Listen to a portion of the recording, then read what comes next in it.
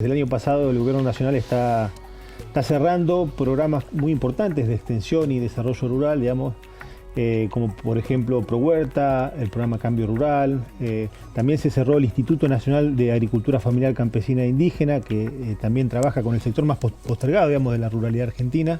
Sturzenegger ha dicho que no sabe lo que hace el INTA, entonces toma decisiones sobre el INTA sin saber qué es lo que hace.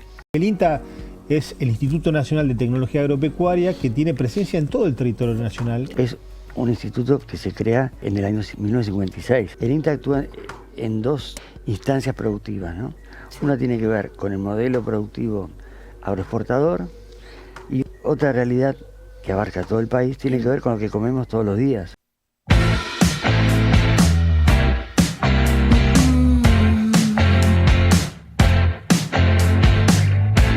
Hola, ¿cómo están? Bienvenidos y bienvenidas una vez más a Objetivo Universidad, por supuesto por la pantalla de UNLP TV, este año cumpliendo 10 años haciendo este hermoso programa.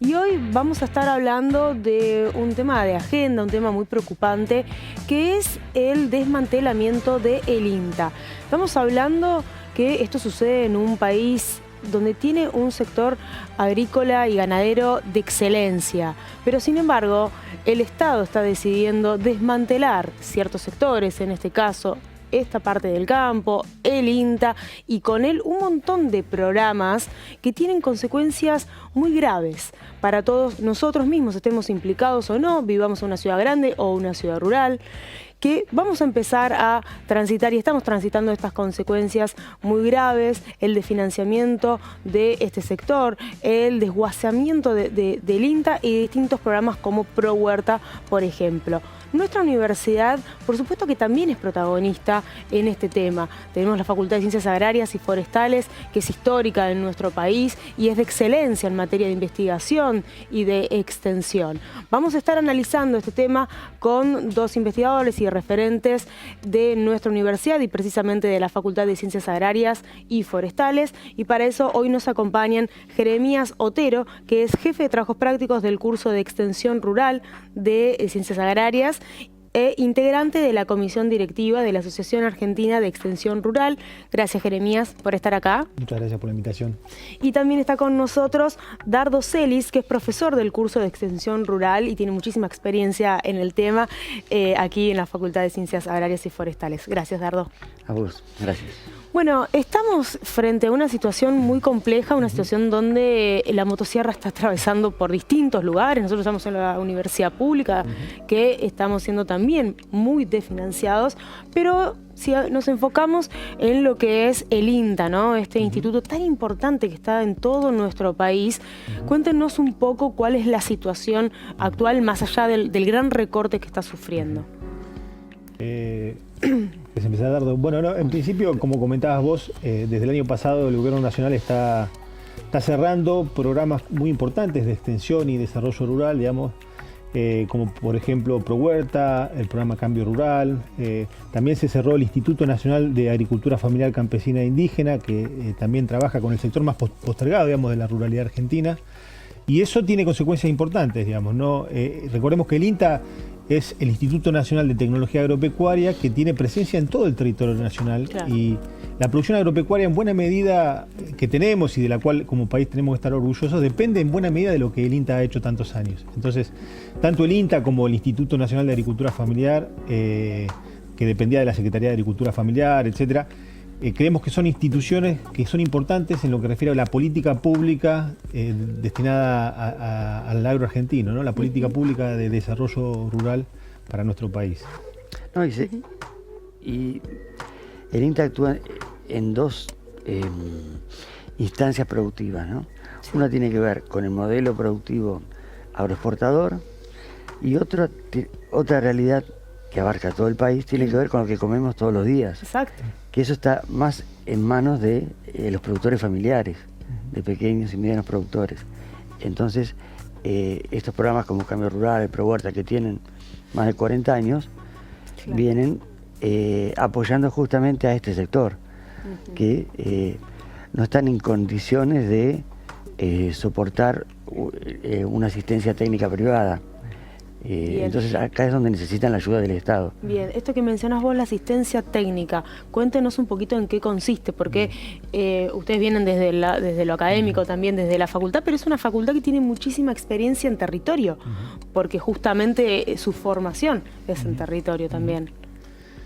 Bueno, cuando hablamos de asistencia técnica, nosotros nos referimos fundamentalmente al acompañamiento técnico que hacen ingenieros agrónomos, veterinarios, profesionales, digamos, del área vinculada a la producción agropecuaria, con productores, organizaciones de productores, cooperativas de productores, en temáticas como, por ejemplo, los cambios tecnológicos, poder mejorar la producción, disminuir el impacto en el ambiente, claro, conformar cooperativas, conformar asociaciones, generar nuevas actividades económicas, como por ejemplo el turismo rural, que hace varios años se está haciendo en Argentina, y en buena medida el INTA ha acompañado también eso.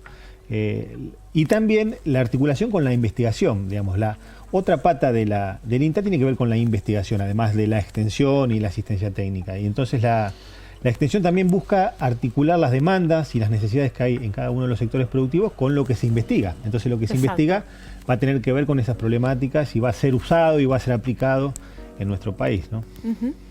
Perdón. Sí. Tampoco observamos que haya habido un diagnóstico claro de decir, esto está mal. La situación. Claro. De hecho, el propio ministro de Modernización, Sturzenegger, ha dicho que no sabe lo que hace el INTA, entonces toma decisiones sobre el INTA sin saber qué es lo que hace. De todas maneras, como decíamos hoy, es un instituto que se crea en el año 1956. Claro, ya es histórico, ya forma parte justamente de este modelo nuestro. Sí, incluso se forma en la posguerra, se crea, mejor dicho, a instancias del propio Estados Unidos, a quien hoy tanto siguen, tanto, ¿no? Es Estados Unidos quien promueve la creación de estos institutos en toda Latinoamérica para la modernización del agro.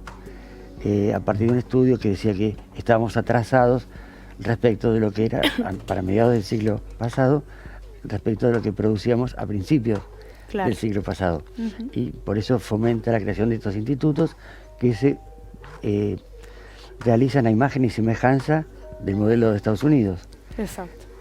Bueno, y además hay que señalar, que me parece importante, cuál es el sistema de gobernanza que tiene el INTA, porque además de tener un presidente elegido por el secretario de Agricultura, digamos, por el poder político, hay representantes en el consejo directivo de las distintas organizaciones de productores, de las propias universidades. Claro, es una gran espalda, ¿no?, para los productores. Entonces, digamos, no es un organismo que va atrás de los vientos políticos del momento. Seguro. O sea, las políticas que lleva adelante son consensuadas por los distintos actores vinculados a lo rural. Entonces,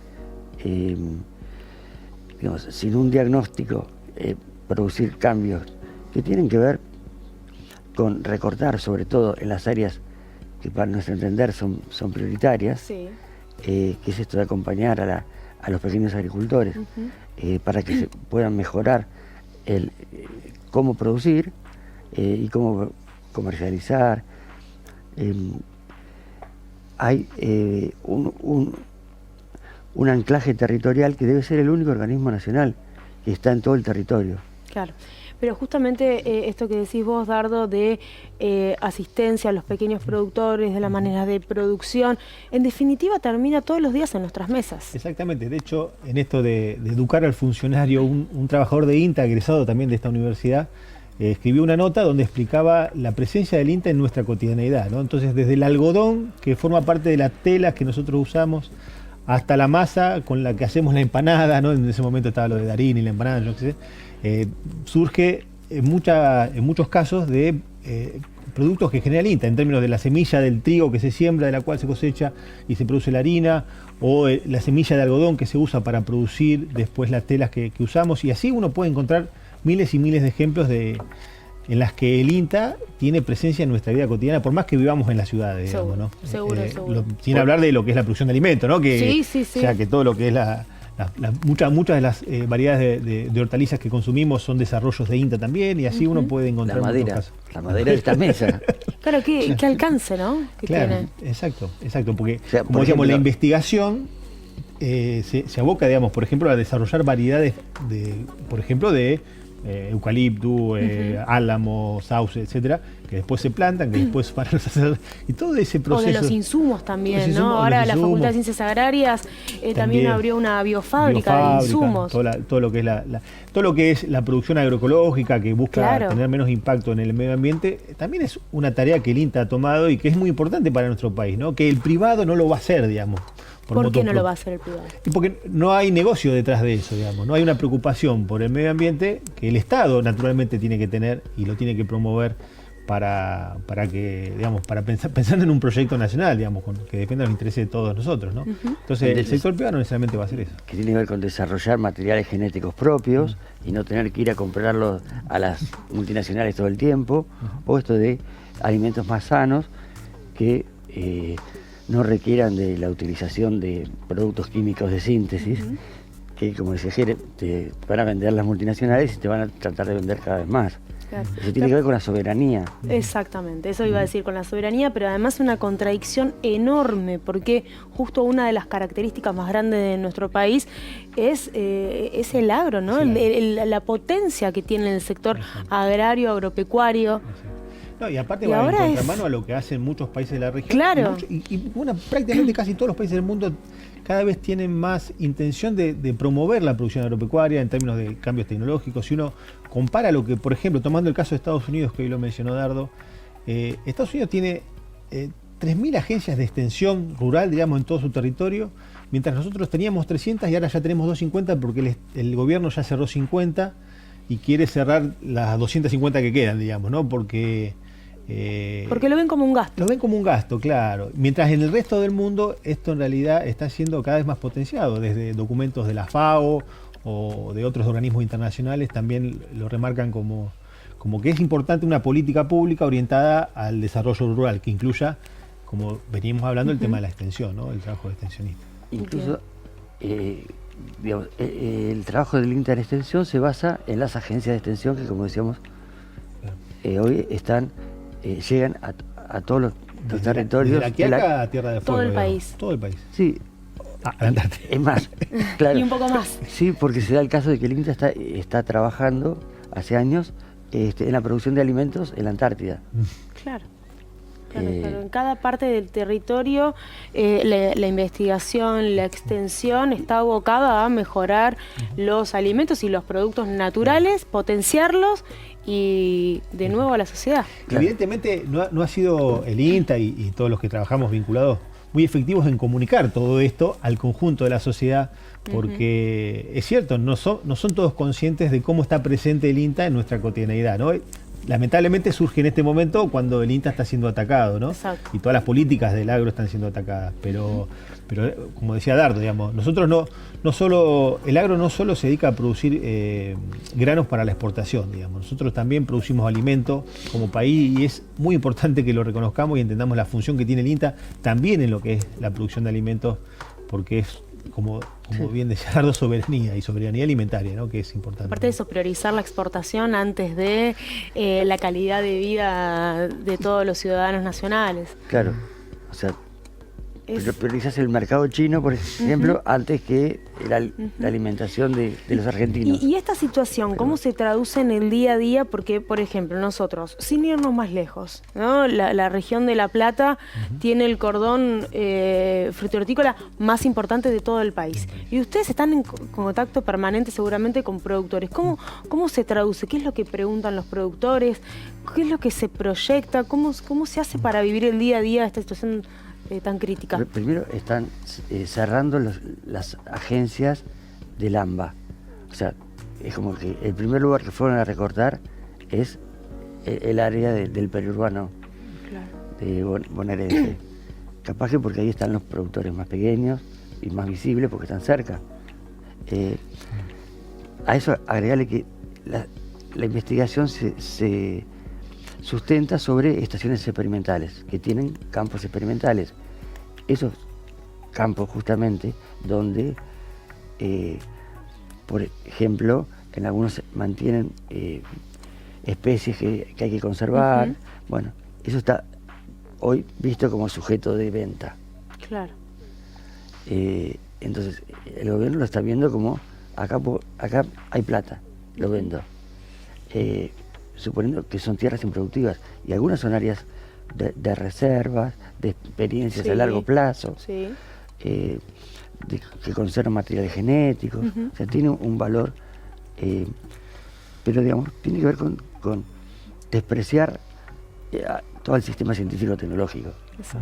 Por eso en las universidades estamos de la mano en esto, estamos apoyando, porque vemos, más allá del impacto inmediato, las consecuencias a largo plazo que tiene. O hay cosas que van a ser irrecuperables. ¿Cómo por ejemplo?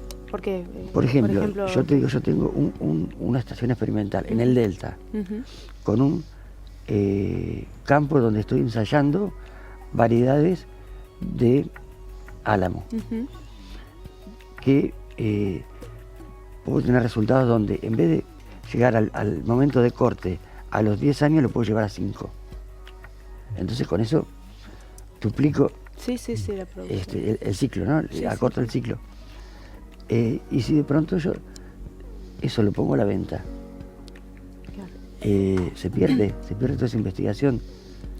Sí, tengamos en cuenta eso, ¿no? Que las investigaciones, siempre lo decimos, implican mucho tiempo en lograr llegar a un resultado, porque es algo que está comprobado y vuelto a estudiar y demás, y cuando se corta eso, el impacto se ve muy fuerte, sobre todo para volver a la rueda, ¿no? De la investigación y la producción. Se cortan procesos de muchos años que tienen un costo, digamos, lo que se destruye no es tan simple de volver a reconstruir. Entonces hay que poner sobre la mesa, digamos, lo que está en juego en esta medida que está tomando el gobierno nacional, en parte para educar, en cuanto siempre uno tiene la esperanza de que en realidad hay un problema de ignorancia también. Totalmente, es que todo nace desde la educación.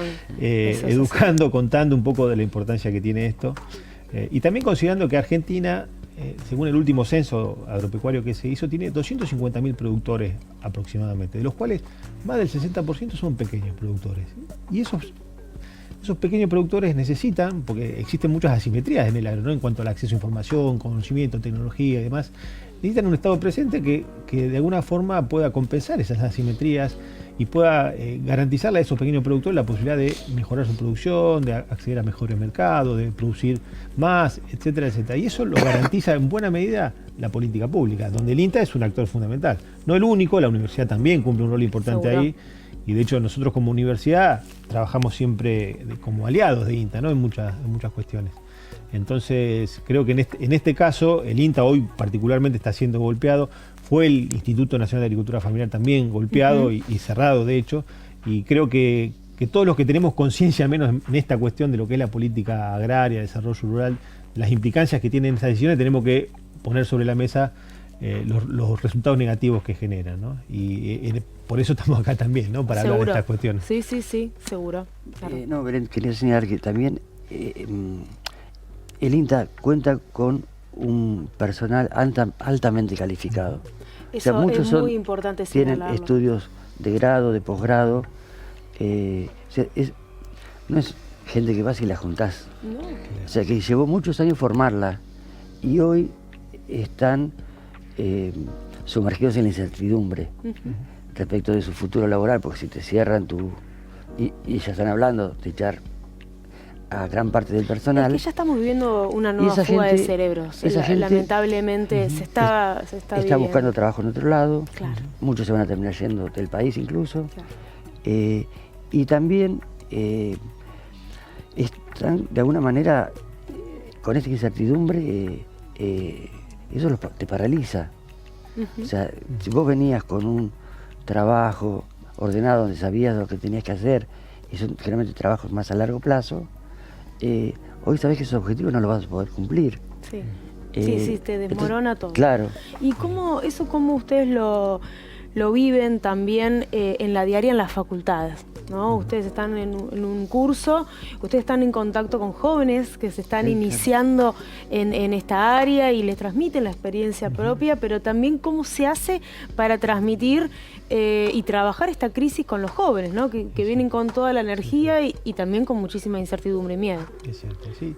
Yo creo que hay un punto que tiene que ver con que el gobierno se apoya, digamos, en algunos problemas que de hecho existían en muchos organismos del Estado, digamos, cosas por mejorar y demás, pero detrás de ese fundamento lo que hace es destruirlo, digamos, destruir todo lo que existe. Entonces, creo que apelando, digamos, a la gente que quizás no sienta que el INTA quizás no cumplía la función que esperaba, etcétera, que reconozca todo lo que ha hecho el INTA, digamos, que no se quede quizás en los detalles de las críticas, que posiblemente algunas tengan asidero, otras más o menos, pero que detrás del argumento de que había cosas que había que mejorar, se destruya todo, creo que hay un problema y hay que poner eso sobre la mesa. Y con los estudiantes también trabajar eso, digamos, ¿no? Porque los estudiantes, nosotros trabajamos en nuestra asignatura un poco la historia del INTA como parte fundamental de la historia del agro nuestro y de las políticas agrarias nuestras.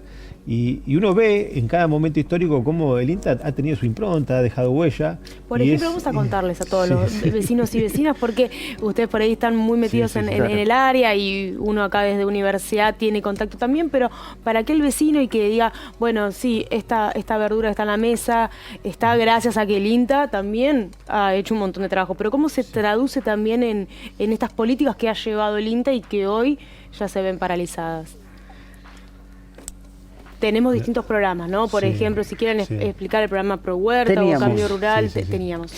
Justamente, digamos, la extensión es una herramienta de política que a través de la asistencia técnica, la capacitación, trata de contribuir a mejorar las condiciones de vida, a mejorar la producción.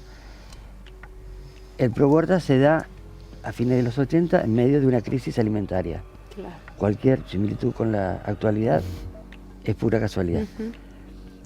Entonces, el Estado, a través de un programa que es financiado por el Ministerio de Desarrollo Social y ejecutado por el INTA, brinda semillas, brinda capacitaciones, luego se incorpora toda la parte de granja, gallinas, ponedoras, para que puedas producir huevos en huertas individuales, comunitarias o escolares. Entonces, promover la cultura de la producción, del autoconsumo, para producir tus propios alimentos, es un aporte a través de un programa que fue ejemplo en términos de peso que pongo y peso que recupero. Claro. Por ejemplo, ese programa tuvo una gran base de voluntariados, de gente, maestras en las escuelas. Sí, se fueron abriendo como diferentes... De voluntarios que no cobraron un peso. Claro, pero aportaban al programa. Entonces, y después fue abriendo montones de aristas, porque esas huertas terminaron en las cárceles, en montones de... educación agraria, de ¿no? lugares. Y lo que implica también que uno pueda acceder a su propio alimento, lo básico de... digamos. Por otro lado, el otro programa que mencionamos es el programa Cambio Rural, que también fue un programa que se inicia en la década del 90, y lo que busca es que productores pequeños, medianos productores o pymes agropecuarias se conformen en grupos de 10, 12 productores, y lo que brinda el Estado es la asistencia técnica, o sea, paga el salario en ese caso de un asesor que acompaña el funcionamiento de ese grupo. ¿Y cuáles son las ventajas de esa modalidad? Es que esos espacios, esas reuniones que mantenían esos productores servían como espacios para el intercambio de información, de conocimientos que les permitían a cada uno de ellos mejorar su producción. Además, por otro lado, permitía generar espacios de asociación. Entonces muchos grupos de productores apícolas, por ejemplo, conformaron cooperativas y después exportaron miel, y así uno puede encontrar miles y miles de ejemplos de... Pensar que por ese programa pasaron 50.000 productores, ¿no?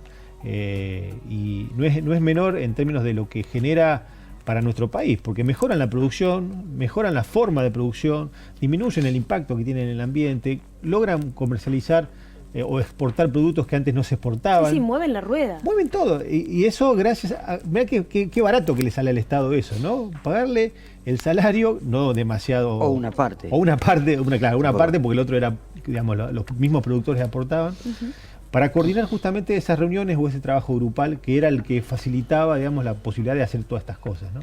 Y eso se cortó, Y la respuesta no hay. O sea, que en realidad uno ve dice? en función de los discursos que escucha que para el gobierno nacional el Estado no tiene razón de ser, digamos, ¿no? Entonces todo lo que esté en el Estado, de a poquito lo van a ir desmantelando, o por lo menos lo que se está viendo. Pero además, Exacto. eso que mencionaba Jere, se basa en la solidaridad. Y ese es un valor que pareciera que hay intención de que se pierda. Tiene que ser valor. Claro, solidaridad y cooperación, porque son productores que capaz que producen lo mismo, pero se juntan y comparten sus experiencias, sus conocimientos, acompañados por un asesor que les brinda información técnica, que ayuda al trabajo grupal. O pueden aumentar la escala, haciendo algo en común, pueden conseguir mejores precios, al hacer compras conjuntas, o pueden usar una máquina que para uno es mucho, pero entre varios se justifica su tenencia. Sí, sin ir más lejos, bueno, en las ferias que organiza la universidad y esta posibilidad que nos da a los consumidores tener un acercamiento con los productores, no solo conocer la realidad, que ya de por sí es muy difícil, ¿sí? Mantener las tierras y los insumos y todo, sino también acceder a productos de máxima calidad con otros valores, ¿no? Donde ahí estamos achicando un poco esa brecha, es en beneficio para los productores y para los consumidores. Exactamente. Sí, y hay una red entre, digamos, los técnicos y los productores que están vinculados a estos programas. Y nosotros tenemos nuestra parte de responsabilidad en formar a los técnicos para que puedan ser eficientes y efectivos en trabajar con este tipo de agricultores. Exacto. Incluso el INASIF, que nombrabas vos, ese instituto, que lo cerraron, es la continuidad de un programa que se había creado en los 90, que era el programa social agropecuario, que fueron quienes empezaron con las ferias. Claro. Estamos hablando varias décadas atrás. Sí. O sea, ellos trajeron la experiencia de Brasil, la arrancaron en Misiones, en el norte, y después se fue ampliando a todo el país. Y la universidad hoy también tiene sus ferias, ¿no? Seguro. Dardo y Jeremías, estamos llegando al final del programa, pero les quiero pedir una reflexión final, ¿no? Sobre todo pensando en el gran impacto que significa para todos nosotros, para toda la sociedad, el cierre, el desguazamiento, en este caso del INTA y de todos sus programas y de distintas agencias. Yo creo que humildemente lo que hay que hacer desde nuestro lugar es poner sobre la mesa para que el común de la gente conozca de qué se trata esto, de qué se trata el INTA, de qué se trata el apoyo y las políticas públicas orientadas al agro, que son muy importantes no solo para el agro, sino para el conjunto del país. Y pensar para adelante. Nosotros también desde la Asociación Argentina de Extensión Rural, que mencionaste al principio, entendemos que hay que pensar para adelante, hay que estar preparados cuando... En la jornada que organizamos hace unos años hablaba de que hace unos días, estamos viendo un tsunami, digamos, ¿no? Que va a pasar. Y en algún momento vamos a tener que repensar y redefinir una política de extensión y desarrollo rural, y hay que estar preparados para eso. Y bueno, simplemente eso, comunicar a la gente de la importancia que tiene esto que se está desmantelando que para también todo el país. El impacto va a llegar a todos. Que también el impacto va a llegar. Son procesos, me parece que son procesos, ¿viste? Entonces uno hasta que reconoce esos procesos quizás cuesta. Y por otro lado, que estamos pensando que esto va a pasar y que vamos a poder trabajar en la reconstrucción de una política que sea mejor que lo que había, digamos. Exacto. ¿Dardo? Coincido con Jere, pero no va a pasar milagrosamente. Yo creo que es momento de resistir y de defender aquellas políticas que no tienen identidad con un movimiento, con un partido político, sino que creo que así como aparecen quienes se solidarizan, digamos, está mal que despeguen a los jubilados, digamos, y que se solidaricen los hinchas de fútbol. Es una opinión personal. Digo, nosotros acá estamos solidarizándonos con el INTA, que creemos que ha hecho cosas buenas y que tiene que permanecer. Mejorar todo lo que haga falta, pero no liquidar a los instrumentos que tiene el Estado para el bien común. Sobre todo hay para que garantizar defenderlos. la soberanía, ¿no? Que tanto se está queriendo que se pierda. Bueno, gracias Jeremías Muchas gracias. y Dardo. Gracias, Belén. Gracias a ustedes que están del otro lado de la pantalla. Este es nuestro humilde aporte, nuestro granito de arena para que todos podamos conocer la realidad de lo que está sucediendo en diferentes ámbitos y áreas del país y sobre todo la injerencia de nuestra universidad pública, por supuesto. Nos reencontramos la próxima con otro programa de Objetivo Universidad.